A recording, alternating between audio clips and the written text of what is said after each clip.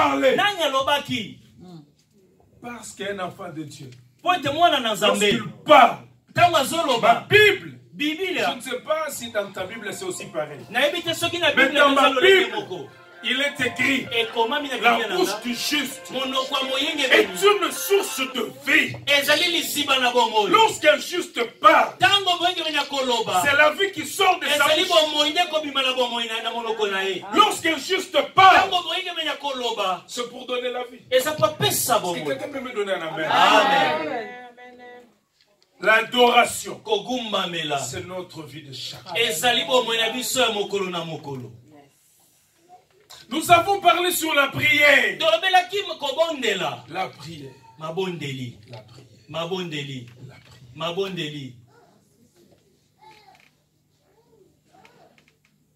C'est une arme redoutable.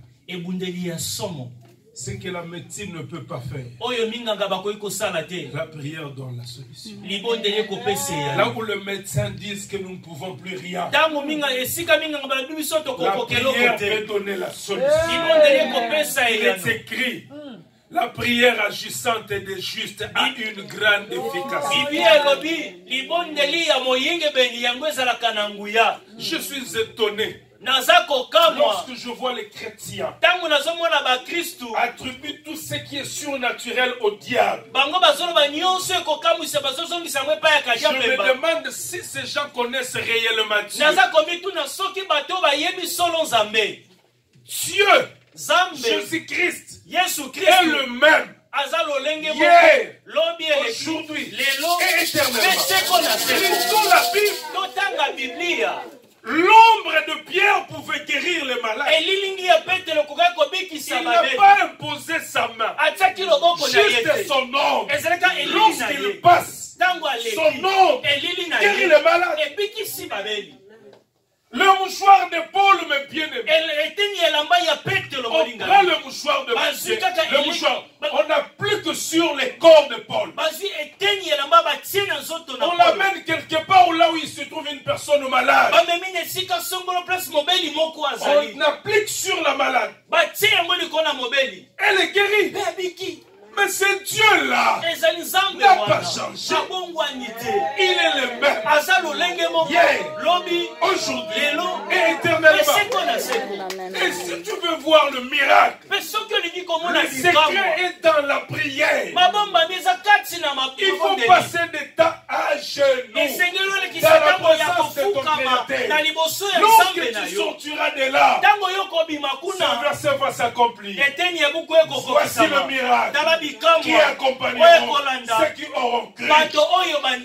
À mon nom, ils chasseront les démons. Ils imposeront le main aux malades. La Bible dit les malades seront. Toutes sortes de maladies seront guéries au nom de Jésus. Mais le secret, c'est la prière. Toi, tu pries 5 minutes, tu veux voir des grandes choses. Tu passes tout ton temps en train de calomnier les gens au téléphone. Tu veux voir quand même des bonnes choses. Des grandes choses. Vivre dans l'illusion. Tu sais ce que c'est l'illusion. Tu espères des choses que tu ne verras jamais.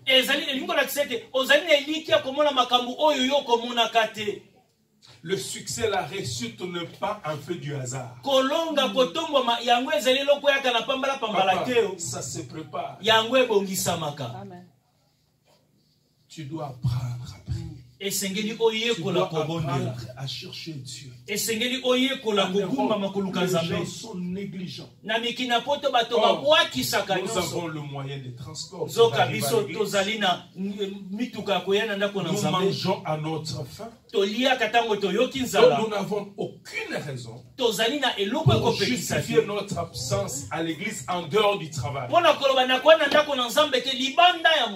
Mais il y a des gens qui restent à la maison sans rien faire parce qu'il est tout simplement fatigué. Je ne peux pas, je suis fatigué. L'Europe t'a changé comme ça. Tu as oublié quand tu es allé à Mangué en pied pour aller chercher la face de Dieu.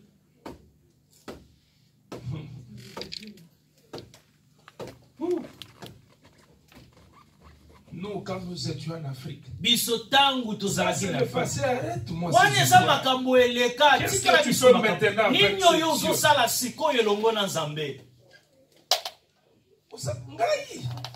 ça, c'est le passé. Mais qu'est-ce que tu vis présentement? Alléluia. Amen. La prière. Mais bien, même lorsque tu ne vois rien, lorsque tout est noir autour de toi, prie seulement. La lumière finira par apparaître. La Bible dit, le ténèbre ne régneront pas toujours. Si la nuit vient, même si la nuit est longue, le jour finira par apparaître. Mais tu dois rester dans la présence. Dans la prière. La prière. Encore. La prière. Il faut avoir une vie disciplinée. Tu te dis peut-être, je donne un exemple. Chaque semaine, je vais jeûner un jour. Il y a ceux qui le font déjà parce que peut-être tu ne sais pas. Il y a des hommes et des femmes qui se réveillent chaque nuit pour se mettre à genoux et prier. Chaque jour. Tu as toujours une bonne raison à nous donner. Je veux me réveiller trop tôt pour aller. Mais les autres là aussi se réveillent très tôt pour aller au travail. Et la Bible dit d'ailleurs, c'est en vain que vous vous levez tôt pour aller au travail. Est-ce que vous connaissez ce verset? Il donne autant à ses bien-aimés pendant les sommeils. Je ne suis pas contre le fait de se réveiller tôt pour aller au travail. Mais aller travailler sans Dieu, c'est une peine perdue. Tu vas faire rentrer l'argent par ici et le diable le fera sortir. C'est comme ça que le diable est. Pour réussir, il faut travailler avec un Dieu. Pierre peut nous donner un exemple. Il a péché toute la nuit. La Bible dit même un frétin. Ndaka la quantité na katia.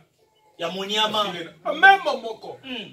Mais le matin, désespéré, il avait ce filet. Retourné chez lui à la maison.